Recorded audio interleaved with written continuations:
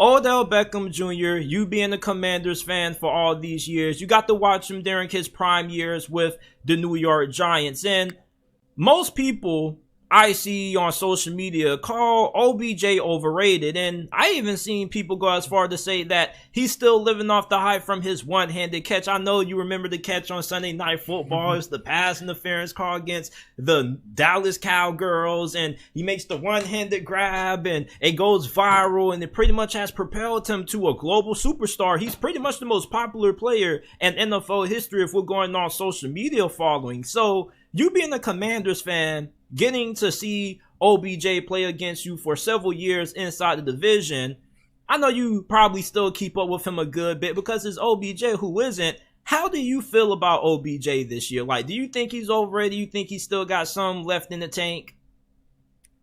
Man, first of all, let me say this. Whoever is really calling Odell Beckham overrated, you just don't know football.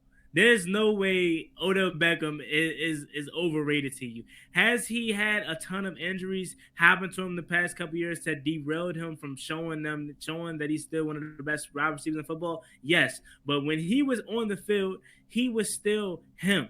Like, he's still a really good wide receiver. And I think he's finally going to be fully healthy this year. Again, he was a vocal reason why the Rams won the Super Bowl. Like, let's not forget. Yes, they had Cooper Kupp that year, and he went crazy, obviously. But Odell Beckham was a huge part of why they won that Super Bowl. He obviously opened the game up versus Cincinnati, scoring a touchdown, but then later, obviously towards ACL. If he doesn't tear his ACL, he probably goes off for 2 to 3 touchdowns that game. And then the following year, he had to sit out due to injury.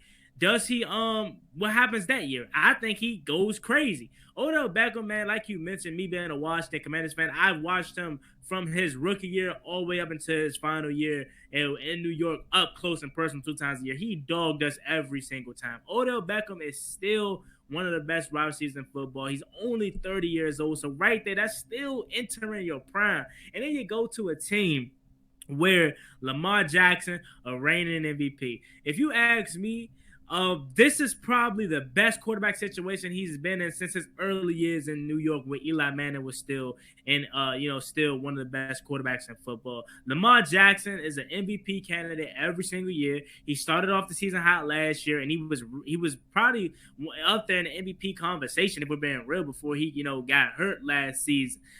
He's got some weapons now. Not only Odell, you drafted Zay Flowers in this past draft. And then you got obviously Rashad Bateman. You still got Mark Andrews, and you got a way new offensive coordinator from Georgia who I think is going to be really good. Greg Roman, he's not a bad offensive coordinator, but I kind of felt like he was hampering their Their offense in a offense. sense, because they really had no explosive plays. It was always ground and pound. Let me chew the clock up. Let me not really put the ball in Lamar Jackson's hands and let him throw it around the yard. But granted, I'll say this: Baltimore has failed to put weapons around Lamar Jackson. I've been saying this. Shout out to my guy Engraven. He's a big time Baltimore Ravens YouTuber. I had him on the channel last year, and I told him, I said, my thing with Baltimore is that y'all are good. Y'all are always going to be a favorite in the AFC